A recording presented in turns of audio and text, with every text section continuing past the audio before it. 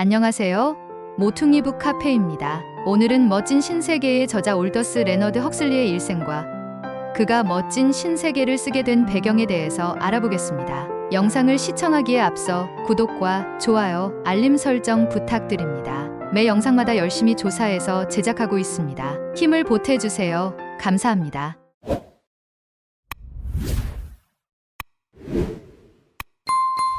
올더스 레너드 헉슬리는 1894년 7월 26일에 영국 서리주 고달밍에서 태어났습니다. 화면 오른쪽 작은 상자는 영국 지도이고 큰 지도는 서리주입니다. 올더스 헉슬리는 코닐 매거진을 편집한 작가이자 교장인 레너드 헉슬리와 프리어드 필드 스쿨을 설립한 첫 번째 부인 줄리아 아놀드의 둘째 아들입니다. 친가와 외가가 모두 영국의 저명한 학자 집안이었던 올더스 헉슬리는 1937년부터 사망하던 1963년까지 미국 로스앤젤레스에서 살면서 인생의 후반부를 미국에서 보냈습니다. 그는 작가로서 뿐만 아니라 철학자로서 그리고 평화주의자로서 당대 최고의 지식인 중 한 명으로 널리 인정을 받았습니다. 노벨 문학상 후보에 9번이나 올랐으며 1962년 왕립문학협회로부터 문학 동반자로 선출되었습니다. 그의 이름 올더스는 어머니였던 줄리아 아놀드가 그녀의 여동생의 소설에 등장하는 인물의 이름을 따서 지었다고 합니다. 올더스 헉슬리의 할아버지는 동물학자이자 불가지론자로서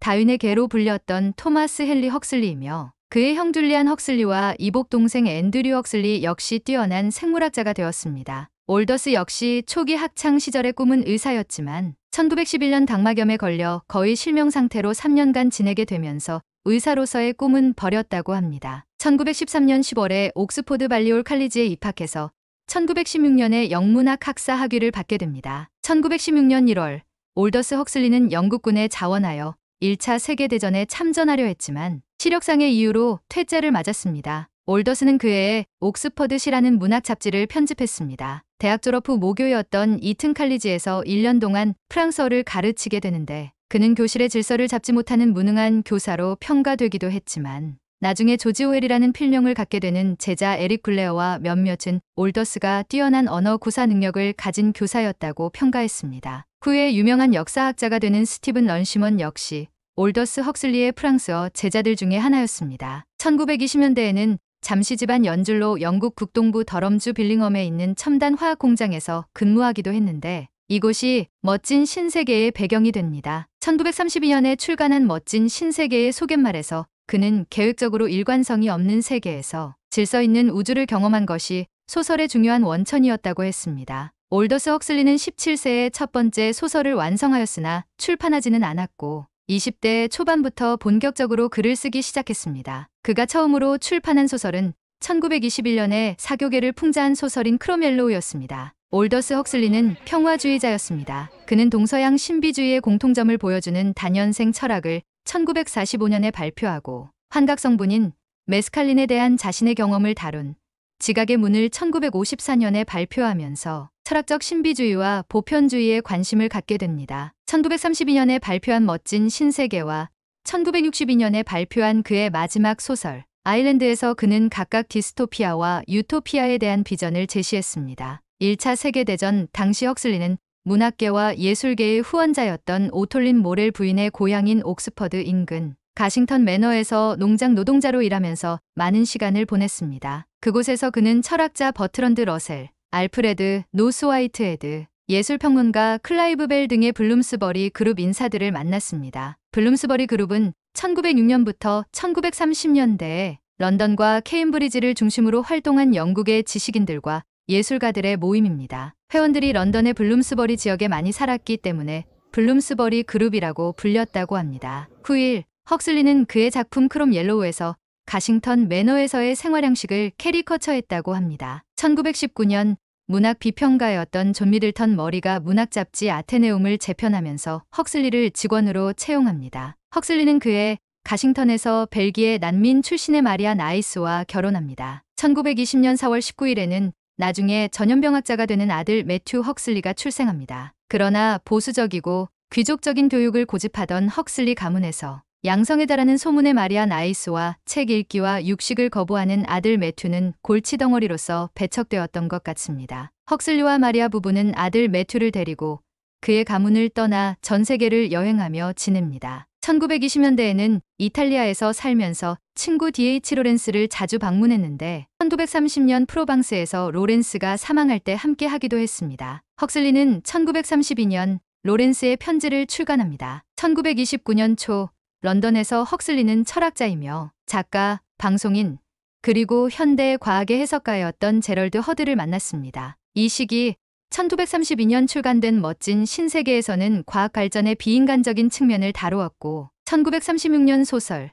가자에서 눈이 멀어에서는 평화주의에 대해 다루었습니다. 멋진 신세계에서 헉슬리는 런던을 대량 생산과 파블로프식 조건반사의 원리로 작동하는 디스토피아 사회로 설정합니다. 헉슬리는 알렉산더 테크닉의 창시자인 프레드릭 마티아스 알렉산더의 영향을 많이 받았습니다. 가자지구에서 눈이 멀어에서의 인물 아이리스는 프레드릭 마티아스 알렉산더로부터 가져왔다고 합니다. 헉슬리는 이 기간 동안 목적과 수단, 평화주의 백과사전, 평화주의와 철학 등 평화주의 이슈에 관한 논픽션 작품을 집필하고 편집하기 시작했으며 평화서약연합의 회원으로도 적극적으로 활동했습니다. 1937년 헉슬리는 아내 마리아, 아들 매튜 헉슬리, 친구 제럴드 허드와 함께 미국의 할리우드로 이주합니다. 영국의 문학 잡지 호라이즌의 편집자였던 시릴 코놀리는 1930년대 후반 헉슬리와 허드에 대해 정치, 예술, 과학 등 유럽의 모든 길은 1937년 미국을 향해 나아가는 길을 모색하는 과정에서 고갈되었다고 썼습니다. 헉슬리는 사망할 때까지 주로 남부 캘리포니아를 중심으로 미국에서 살았고 한동안은 뉴멕시코 타우스에서 살았습니다. 그의 작품 목적과 수단은 타우스에서 집필되었습니다. 이 책에는 전쟁, 불평등, 종교, 윤리에 대한 내용이 담겨 있습니다. 허드는 아임사의 원리를 통해 헉슬리에게 베단타, 명상, 채식주의를 소개했습니다. 아임사는 인도에서 비폭력으로 정의되며 마하트마 간디에 의해 세계에 전해졌습니다. 1938년 헉슬리는 인도의 철학자이자 작가, 연설가였던 지두 크리슈나무르티와 친구가 되었으며 그의 가르침을 크게 존경했습니다. 크리슈나무르티는 보다 희귀하고 고립된 상아탑의 관점을 헉슬리는 실용적인 관심사를 통해 사회적, 역사적으로 정보에 입각한 입장을 표명했습니다. 헉슬리는 크리슈나무르티의 책 처음이자 마지막 자유의 서문을 썼습니다. 헉슬리와 허드는 철학자이자 힌두교 승려였던 수아미 프라바난다를 중심으로 결성된 그룹에서 고통이 곧 암이라는 베단트주의자가 되었습니다. 얼마 지나지 않아 헉슬리는 널리 알려진 영적 가치와 사상에 관한 저서, 영구 철학을 집필하여 세계의 저명한 신비주의자들의 가르침에 대해 논의했습니다. 헉슬리는 옥시덴탈 칼리지의 총장인 램센 버드의 절친한 친구가 되었습니다. 그는 로스앤젤레스 이글룩 지역에 있는 대학에서 많은 시간을 보냈습니다. 이 대학은 그의 풍자소설 많은 여름을 보낸 후에서 타르자나 칼리지로 등장합니다. 이 소설은 1939년에 제임스 테이트 블랙 기념 소설상에서 영국 문학상을 헉슬리에게 안깁니다. 헉슬리는 소설에 버드도 함께한 걸로 합니다. 이 기간 동안 헉슬리는 헐리우드 시나리오 작가로서 상당한 수입을 올렸는데 시나리오 작가 크리스토퍼 이셔우드는 자서전 나의 구루와 그의 제자에서 헉슬리가 시나리오 작가로서 주당 $3,000 이상을 벌었다고 합니다. 이 금액은 2020년 기준으로는 약 $5만 달러에 해당합니다. 그리고 그 대부분을 히틀러의 독일에서 미국으로 유대인과 좌파 작가, 예술가 난민을 수송하는 데 사용했습니다. 1938년 3월 소설가이자 시나리오 작가인 헉슬리의 친구 아니타 로스는 헉슬리를 영화 배급사 MGM에 소개했고 MGM은 영화 마담 퀴리의 시나리오 작가로 그를 고용했습니다. 헉슬리는 오만과 편견, 제인 에어를 비롯한 여러 영화의 시나리오를 썼습니다. 1945년에는 월트 디즈니의 의뢰를 받아 이상한 나라의 앨리스와 작가 루이스 캐롤의 전기를 바탕으로 한 대본을 집필했습니다. 1949년 10월 21일 헉슬리는 1984의 저자 조지 오웰에게 편지를 보내 이 책이 얼마나 훌륭하고 얼마나 중요한지에 대해 축하했습니다. 그는 편지에서 이렇게 예측했습니다. 다음 세대 내에는 세계 지도자들이 클럽이나 감옥보다 신생아 훈련과 맞추 최면이 정부의 도구로서 더 효율적이라는 사실을 알게 될 것이라고 믿습니다. 그리고 권력에 대한 욕망은 사람들을 채찍질하고 복종하게 만드는 것만큼이나 노예를 사랑하도록 제안함으로써 완전히 충족될 수 있습니다. 1953년 헉슬리와 마리아 부부는 미국 시민권을 신청하였지만 헉슬리가 미국을 위해 전쟁에 나서는 것을 거부하고 그것이 종교적인 이유가 아니라고 해서 시민권 신청은 기각됩니다. 헉슬리는 미국 시민권 신청을 철회합니다. 그럼에도 불구하고 헉슬리는 1959년 영국 맥밀런 정부의 기사자기 수여를 이유 없이 거절했습니다. 형 줄리안과 동생 앤드류는 각각 1958년과 1974년에 영국 정부로부터 기사자기를 받았습니다. 1953년 초 헉슬리는 환각제 메스칼린을 처음 경험했습니다. 헉슬리는 당시 캐나다 기관에 근무하던 영국 정신과의사 험프리 오스몬드와 서신을 주고받았고 결국 메스칼린을 공급해달라고 요청했고 그 후 오스몬드는 헉슬리 메스칼린 주사량을 감독하게 됩니다. 이 경험을 다룬 지각의 문이 출간된 후 헉슬리와 수아미 프라바난다는 환각약품 경험의 의미와 중요성에 대해 의견이 엇갈렸고 이로 인해 둘의 관계는 냉각이 되지만 헉슬리는 사원에서 강연하는 학회 저널에 글을 계속 썼습니다. 그리고 사교 행사에도 참여합니다. 메스칼린은 멕시코와 미국 일부 지역에서 자라는 다년생 선인장종의 하나인 로포포라에 함유되어 있는 유독성 성분으로 진통감소 작용이 있지만 망상이나 구토를 일으키기도 하고 중독되면 이상정신 상태를 불러일으키기도 하기 때문에 국내에서는 금지된 성분입니다. 그러나 헉슬리는 신비한 경험은 2배로 가치가 있으며 경험자가 자신과 세계에 대해 더 잘 이해할 수 있도록 해주고 덜 자기중심적이고 창의적인 삶을 영위하는데 도움이 될 수 있기 때문에 가치가 있다라고 썼습니다. 개인적으로는 이때 이미 헉슬리는 환각제에 대한 중독 한계에 있지 않았을까라는 생각이 듭니다. 멋진 신세계에서는 정부에서 환각제를 배급하며 급료로도 지급됩니다. 메스칼린에서 시작한 그의 환각제 투여는 더욱 강력하고 위험한 리세르그산 디에티라미드, 즉 LSD까지 이어지게 됩니다. 그는 1950년대부터 LSD를 시도했으며 1960년대 초 하버드에서 환각제 연구를 수행하면서 티모시 리어리와 리처트 엘퍼트의 고문이 됩니다. 티모시 리어리는 미국의 심리학자였으며 환각성 약물의 긍정적 잠재력을 지지하며 환각제 복용과 옹호 활동을 벌이고 불법적인 활동까지 서슴지 않아서 전 세계 36개 감옥에 투옥되기도 한 인물입니다. 닉슨 대통령은 그를 미국에서 가장 위험한 자로 묘사하기도 했습니다. 헉슬리는 성격 차이로 리어리와 거리를 두었고 리어리가 마약 홍보에 열중하고 불법적인 일까지 벌이는 것에 대해 우려를 표했습니다. 리처트 엘퍼트는 하버드 심리학 교수였으나 환각제 연구가 사회적 파문을 일으키자 파면됩니다. 그는 인도로 넘어가 신의 종이라는 뜻의 람다스라는 이름을 받고 미국으로 돌아와 미국의 전설적인 영적 지도자가 됩니다. 1955년에 부인 마리아 헉슬리가 사망하였고 이듬해인 1956년 헉슬리는 바이올리니스트이자 심리치료사인 로라 아처라와 재혼합니다. 그녀는 헉슬리의 전기인 이 초월한 순간을 썼습니다. 헉슬리는 1960년 후두암 진단을 받았고 그 후 건강이 악화되면서 유토피아 소설 아일랜드를 집필하고 캘리포니아 대학교 샌프란시스코 메디컬 센터와 에살렌 연구소에서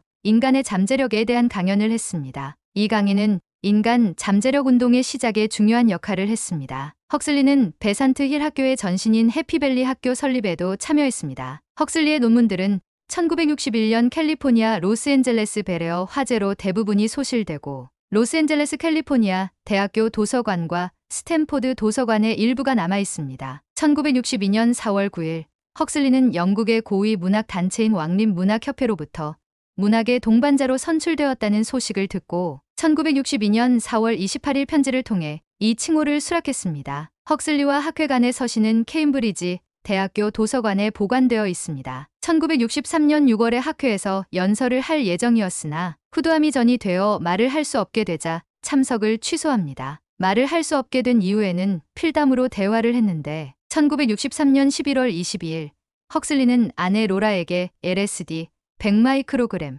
근육내 주사라는 서면 요청을 했습니다. 아내 로라가 쓴 그의 죽음에 대한 기록에 따르면 그녀는 11시 20분에 첫 번째 주사를 했고 1시간 후 두 번째 주사를 했으며 헉슬리는 오후 5시 20분에 69세의 나이로 사망했습니다. 그러나 헉슬리의 죽음은 같은 날 존 F 케네디 암살 사건으로 인해 가려졌습니다. 멋진 신세계에서는 그의 이지적이고 과학적인 작품 전개 방식이 잘 드러나 있습니다. 멋진 신세계에서의 유토피아 사회는 과학의 힘으로 인간 불행의 원인인 모든 고통, 부도덕, 빈곤, 질병, 범죄의 불안 등이 제거되어 만족과 쾌감뿐인 사회입니다. 모든 아기가 인공수정을 통해 공장에서 생산되고 일정 기간을 시험관 속에서 자라면서 평생 그에게 배정된 사회 등급에 적응하게끔 과학적으로 훈련됩니다. 이 기간 동안 만족은 습성으로 형성되어 지배자가 무엇을 요구하든 개인은 이에 만족을 느끼며 복종합니다. 따라서 각 개인은 한 사람하고만 사랑을 하거나 문화,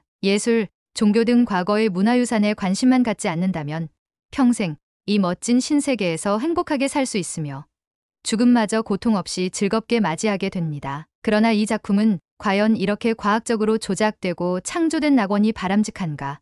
진정 인간다운 삶인가에 대한 의문을 던지며 암묵적으로 그렇지 않다라는 답을 던지고 있습니다. 이렇게 탄생한 세상은 유토피아가 아닌 디스토피아의 세상을 보여줍니다. 1914년 제1차 세계대전 이후 세상은 상처를 모두 회복할 시간도 없이 1929년 경제 대공황을 맞았습니다. 그런 가운데 세계인들의 마음은 메마르고 불안해졌으며 그 속에서 군국주의, 나치 정권, 스탈린 정권 등과 같은 파쇼 정권, 전체주의가 유행하면서 서구의 시대 정신은 비관적이 되어갔습니다. 이런 비관론 속에서 헉슬리 역시 모든 진보는 반드시 그 대가를 치르게 된다는 믿음을 갖게 됩니다. 19세기에는 모든 사람들에게 교육을 보급하는 것이 민주주의를 이루는 초석이 되리라 믿겨졌으나 20세기에 이르러 그렇게 보급된 교육은 정보와 지식의 전달을 용이하게 해서 전체주의자의 주요 선전도구로 활용되는 부작용을 낳았습니다. 또한 기계문명이 발달할수록 인간은 노예화되고 모든 인간적인 가치를 상실해 가기도 했습니다. 즉,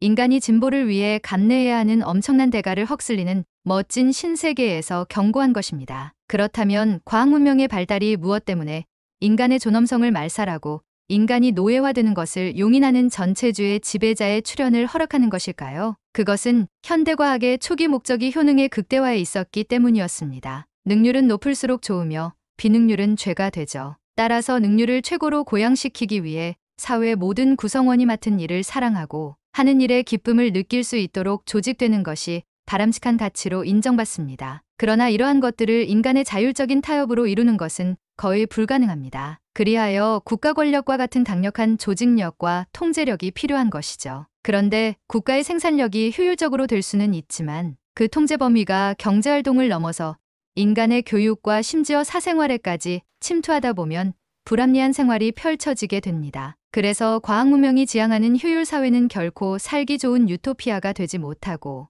인간성이 말살되는 디스토피아가 되어버리는 것입니다. 이러한 다설 위에 쓰여진 것이 바로 멋진 신세계입니다. 멋진 신세계의 원제목은 Brave New World인데 이 말은 셰익스피어의 작품 폭풍 후의 제오막 제한장 중에 오랜만에 사람을 보자 반가워하는 미란다의 독백에서 따온 것이라고 합니다. 헉슬리는 이 말을 역설적으로 썼습니다. 이 사회는 포드 자동차 회사가 일괄 작업을 통해 T형 자동차를 생산해낸 해를 기원 1년으로 정하고 있으며 포드 기원 632년을 기점으로 이야기가 전개됩니다. 따라서 이때의 구세주는 예수님이 아니라 대량 생산을 가능하게 하여 생산의 능률화를 꾀한 헨리 포드인 것이죠.